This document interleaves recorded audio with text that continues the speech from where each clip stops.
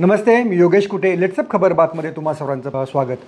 पुण्यातील वैष्णवी हगवणे मृत्यू प्रकरण जे आहे ती रोज वेगवेगळी वळणं घेत आहे. आता वैष्णवीची हत्या आहे की आत्महत्या याच्याबाबत आता वेगवेगळे मतप्रवाह आहेत आणि पोलीस तपासाअंती याच्याबाबत योग्य तो निष्कर्ष काढला जाईल.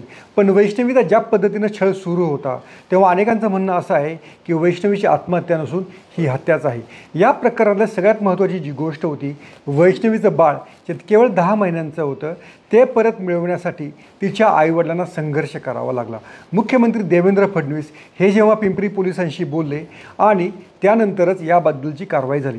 उपमुख्यमंत्री अजित पवार यांनी देखील या प्रकरणामध्ये हस्तक्षेप केला आणि आपल्या 2 कार्यकर्त्यांना निलेश चव्हाण नावाच्या व्यक्तीकडे पाठवलं. निलेश चव्हाण हा जो कोण आहे तो वैष्णवीच्या पतीचा बिझनेस पार्टनर म्हणून ओळखला जात होता. या निलेश चव्हाणकडं हे बाळ होतं. जेव्हा पोलिसांनी दम दिला तेव्हाच हे बाळ वैष्णवीच्या आईवडिलांकडे म्हणजे त्याच्या आजी आजोबांकडे परत आलेला आहे. यातील आणखीन एक धक्कादायक बाब म्हणजे राजेंद्र हगवणे जो वैष्णवीचा सासरा आहे तो अद्याप पोलिसांना सापडलेला नाही आहे. आणि वैष्णवीची जी थोरली जाव होती तिचा देखील असाच छळ झालेला होता. मयुरी जगताप हिने याबाबत आता माध्यमांशी बोलताना सांगितलेलं आहे की मी देखील त्या घरातून बाहेर पडलेली आहे. मला देखील अशाच प्रकारची मारहाण होत होती. मी याबाबत बावधन पोलिसांकडे तक्रार दिलेली होती, मात्र तेव्हा त्याची दखल घेतली नाही. म्हणजे पोलिसांनी जर या मयुरीची जर व्यवस्थित दखल घेतली असती, तिच्या तक्रारीवरती कारवाई केली असती तर वैष्णवीचा मृत्यू रोखण्याची शक्यता वाढली असती. पण आपल्याकडे ज्या पद्धतीने सरकारी यंत्रणा काम करतात, कोणतंही प्रकरण हे सिरियसली घेतलं जात नाही किंवा त्याचा जो शेवट आहे तो तार्किकदृष्ट्या त्याचा शेवट केला जात नाही आणि संबंधितांना योग्य ती दमबाजी म्हणा किंवा त्याच्यावर योग्य ती उपाययोजना केली जात नाही. राजेंद्र हगवणे याला जर तेव्हाच पोलिसांनी ताब्यात घेतलं असतं तर या संपूर्ण प्रकरणामध्ये वैष्णवीच्या आणि तिच्या आईवडिलांची जी भावनिक वाताहत झालेली आहे ती झाली नसती आणि वैष्णवीचा देखील जीव वाचला असता.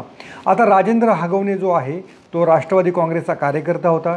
2004मध्ये त्यानं राष्ट्रवादी काँग्रेसच्या तिकिटावर मुळशी विधानसभा मतदारसंघातनं निवडणूक लढवलेली होती. त्याच्या मुलाच्या लग्नाला उपमुख्यमंत्री अजित पवार उपस्थित होते. म्हणजे त्याचे मोठे लागेबांधे आहेत आणि त्याच्या ओळखी देखील आहेत आणि त्यामुळेच राजेंद्र हगवणे हा इतके दिवस पोलिसांना गुंगारा देत फिरत आहे.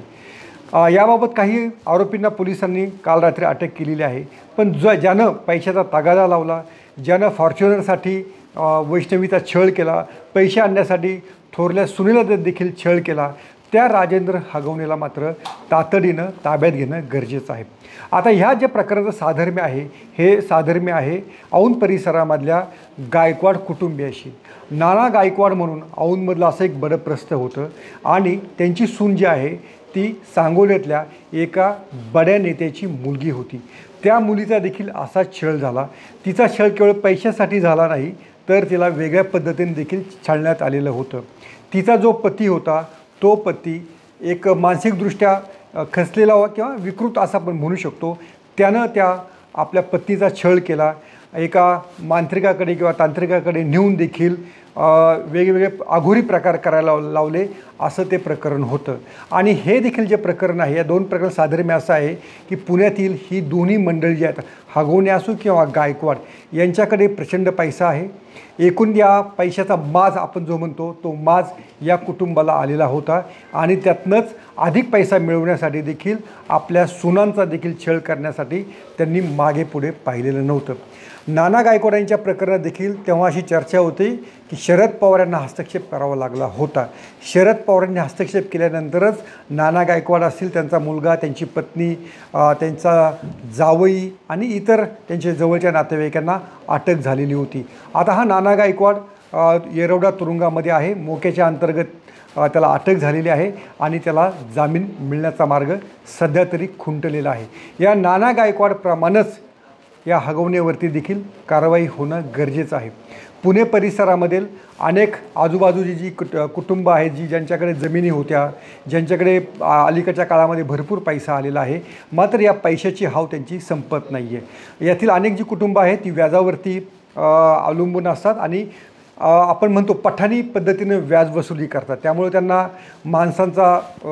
माणसांबद्दलची दया, सहानुभूती हे जे शब्द आहेत ते त्यांच्या शब्दकोशात नसावे असं गायकवाड प्रकरणात देखील बोललं गेलेलं होतं आणि हगवणे कुटुंबामध्ये देखील तसाच अनुभव आलेला आहे. त्यामुळं या गुंठा मंत्र्यांचा म्हणा किंवा ज्यांच्या बापदाद्यांच्या जमिनी होत्या त्यांचं हे जे वागणं आहे हे वागणं आता त्यांनी वेळी सुधारायला हवं. अन्यथा अशा वैष्णवीची अनेक प्रकरणं पुढच्या काळामध्ये आपल्याला पाहायला मिळू शकतील.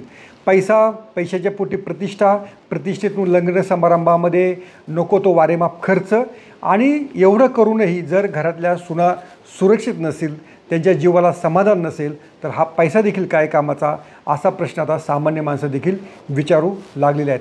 सोशल मीडियामध्ये आपण ज्या प्रतिक्रिया पाहत आहोत त्या प्रतिक्रिया देखील असे विचारत आहेत की फॉर्च्युनर गाडी देऊनसुद्धा हगवणे कुटुंबाचं समाधान झालेलं नव्हतं आणि पैशासाठी आणखीन छळ सुरूच होता. या विवाहाचं आणखीन एक वैशिष्ट्य असं होतं की वैष्णवीनं हा जो विवाह ठरवला होता हा प्रेमविवाह होता. म्हणजे वैष्णवीनंच तिच्या पतीला निवडलेलं होतं आणि एवढा प्रेमविवाह असून देखील तिच्या घरच्यांना, तिच्या सासरच्यांना तिचा छळ करावा वाटला आणि त्यांच्या मनासारखा पैसा ओतून देखील कसपटे कुटुंब, जे वैष्णवीचे माहेरचे आडनाव आहे, त्या कसपटे कुटुंबानं पाण्यासारखा पैसा या हगवणे कुटुंबाला देऊन देखील त्याचं हगवणे कुटुंबाचं समाधान झालेलं नव्हतं. त्यामुळे या मंडळींचा नेक्स्ट जो मुक्काम असेल तो येरोडा तुरुंगात असावा आणि नाना गायकवाड याची जी हालत केलेली आहे तशीच हालत या हगवणींची झाली पाहिजे. ही जी सामान्य माणसाची अपेक्षा आहे ती फडणवीस सरकार पूर्ण करेल. एका मुलाच्या 10 महिन्यांच्या मुलाच्या ताब्यासाठी एवढा संघर्ष कसपटे कुटुंबाला करावा लागला. याचा अर्थ हगवणे आणि त्यांचे जे आजूबाजूचे नातेवाईक आहेत ते कोणत्या माजामध्ये वावरत आहेत याचं हे खरं तर छोटंसं उदाहरण आहे. त्यामुळं या प्रवृत्तींच्या नांग्या ठेचण्याची संधी या निमित्तामुळे पोलिसांना आणि प्रशासनाला मिळालेलं आहे एवढं मात्र निश्चित. आता नेत्यांनी देखील कोणाच्या विवाहाला जाताना किंवा कोणाच्या विवाह समारंभाला उपस्थित राहताना जे पैशाचं वारेमाप जे प्रदर्शन केलं जातं आहे त्याबद्दल त्याच वेळेस कानउघडणी जर केली तर मला वाटतं या पैशाचं प्रदर्शनावर देखील रोख लागू शकेल अशी अपेक्षा आहे. पण तोपर्यंत त्याच्या आधी राजेंद्र हगवणेला ताब्यात घेऊन त्याची रवानगी पोलीस कोठडीमध्ये करणं हे पोलिसांपुढचं सगळ्यात पहिलं काम आहे आणि ते येत्या काही तासांमध्ये पूर्ण होईल अशी अपेक्षा जर सर्वसामान्यांची असेल तर ती चुकीची नाही. त्याबद्दलची बातमी माध्यमांना लवकरात लवकर कळेल आणि त्यातनं ती सर्वसामान्यांपर्यंत देखील कळेल अशी अपेक्षा धरूया. राजेंद्र हगवणे याच्या तपासासाठी पिंपरी पोलिसांनी तब्बल 3 पथकं त्याच्या मागावर पाठवलेली आहेत. मुख्यमंत्री देवेंद्र फडणवीस आणि उपमुख्यमंत्री अजित पवार यांनी या प्रकरणाची अतिशय गंभीरपणे दखल घेतलेली आहे.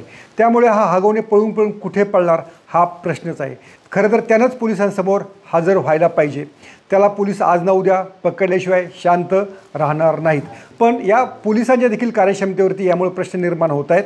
आता सोशल मीडियामध्ये असं विचारलं जात आहे की ज्या पद्धतीनं वाल्मिक कराड स्वतःहून हजर झाला तसं पिंपरी चिंचवड पोलीस हगवणे स्वतःहून काय अटक व्हायची किंवा स्वतःहून हजर होण्याची वाट पाहत आहेत का याचं उत्तर देखील पोलिसांना द्यावं लागेल. त्यामुळं त्याच्या अटकेची बातमी ही लवकरात लवकर कळली पाहिजे. पाहत राहा लेट्सअप मराठी. सोशल मीडियाच्या भाऊ गर्दीत विश्वासार्हतेने चकाकणारे नाव म्हणजे लेट्सअप मराठी. सगळ्या नागरिकांना ती स्पीच ती लेट्सअप वरील मुलाखती म्हणजे विचारांचा खजिना. त्यानंतरच्या निवडणुकीमध्ये मला सोडून गेले. बातम्या केवळ वस्तुस्थिती सांगणाऱ्या, न प्रोपगंडा, फक्त जनतेचा अजेंडा. क्योंकि आने वाला कल जाने वाला है, जाने वाला कल आने वाला है. राजकारण, मनोरंजन असो की क्रीडा क्षेत्र, महाराष्ट्राची स्पंदने संवेदनशीलतेने टिपणारे माध्यम म्हणजे लेट्सअप मराठी. जगासोबत एक पाऊल पुढे राहण्यासाठी लेट्सअपचे ॲप, सोशल मीडिया आणि वेबसाईट सोबत कनेक्टेड रहा.